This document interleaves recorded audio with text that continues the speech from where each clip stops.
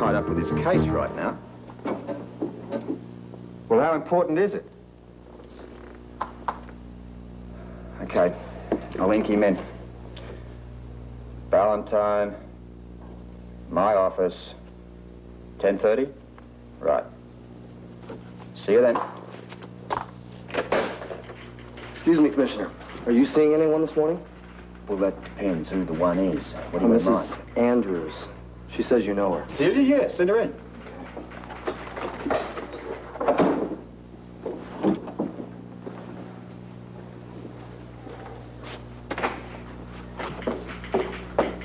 Not a very original disguise, I know.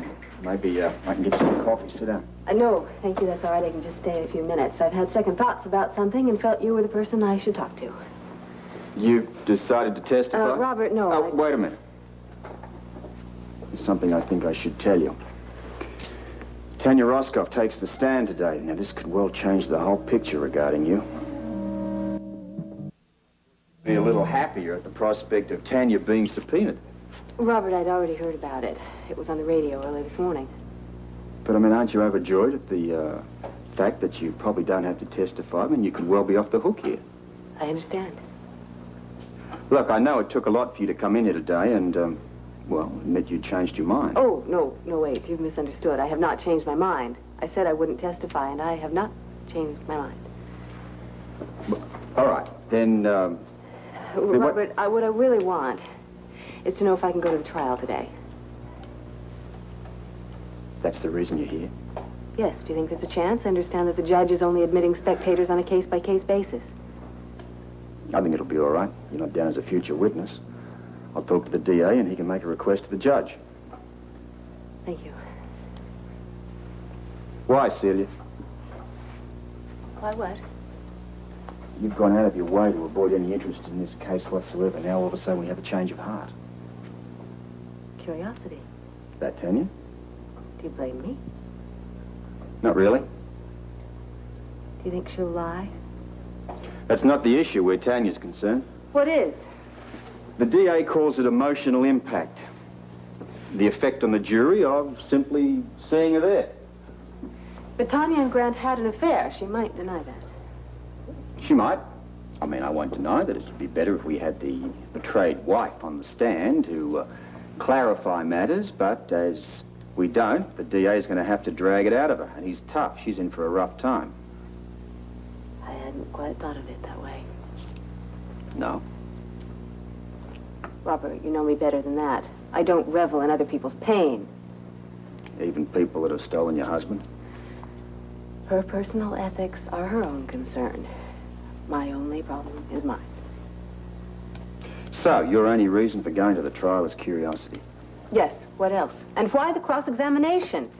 Motive's my hobby. Shall I wait while you call the DA? No. Be all right. You can make your way over to the courthouse. Oh, hang on a second. You're never going to get through that battery of press out there. The Auntie Mame outfit really won't do it. Come with me.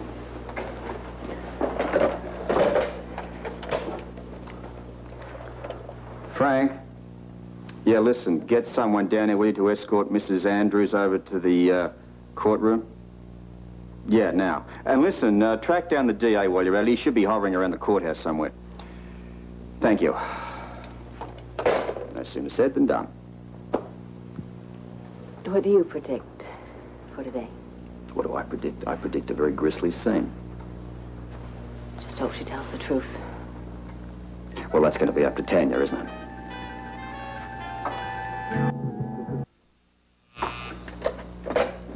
Yeah. We'll send him in.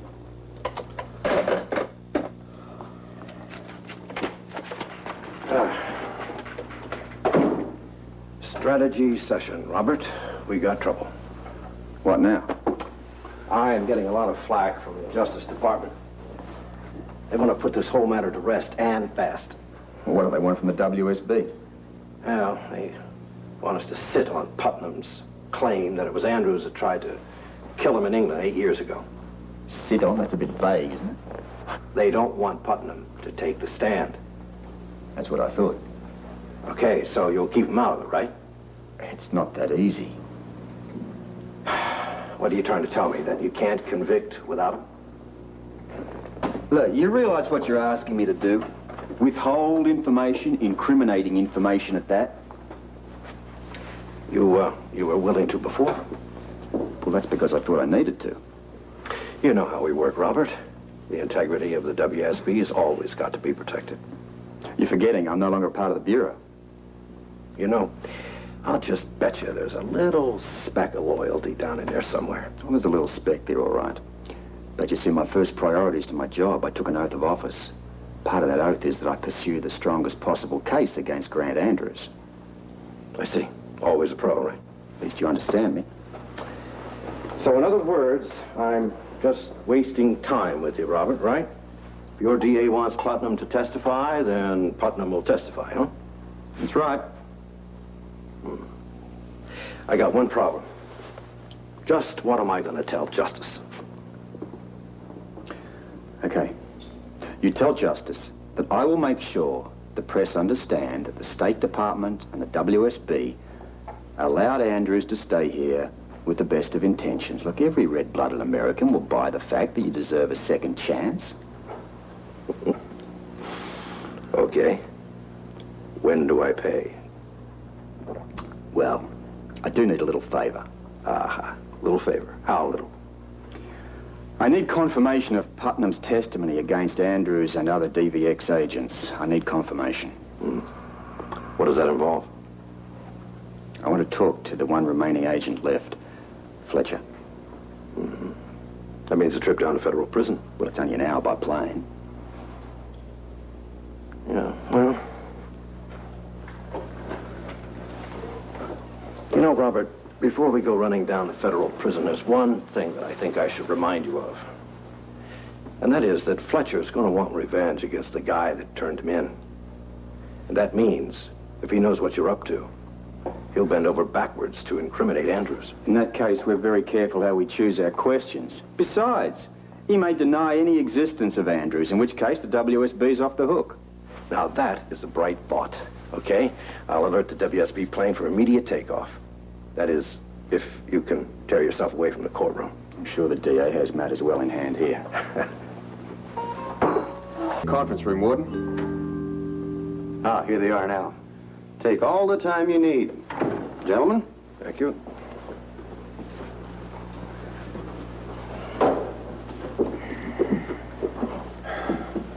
Now, if you're waiting for me to say something nice about Andrei Chernin, you can forget it. Whatever gave you that idea? Look, all we're interested in is some information. Were you, or were you not, in England on a certain date 8 years ago? I don't remember. You travel a lot in my business. Could you have been? It's possible. I'll be more specific, in case it jogs your memory. Do you recall being in a hotel room with Natalie Dearborn and another DVX agent? Maybe I was, maybe I wasn't. Look, what's this all about? I read about the trial. Is Andrews trying to buy his way out by turning in more DVX agents? Well, you've already been turned in, so you've got nothing to lose. You, too, are the only agents being named. There's an angle here. I'm not going to answer any more questions till I know what it is. Look, we told you at the beginning of this, all we want is information. Were you, or were you not, in England on that day? 8 years ago is when Grant Putnam and Andrei Chernin changed places.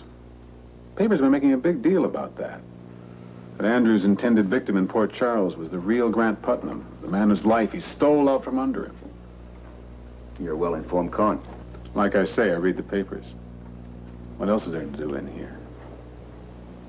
Wait a minute. I know what this is. Andrews is accusing me of that original attempt on Putnam's life back in England. You, got something you want to tell us about that?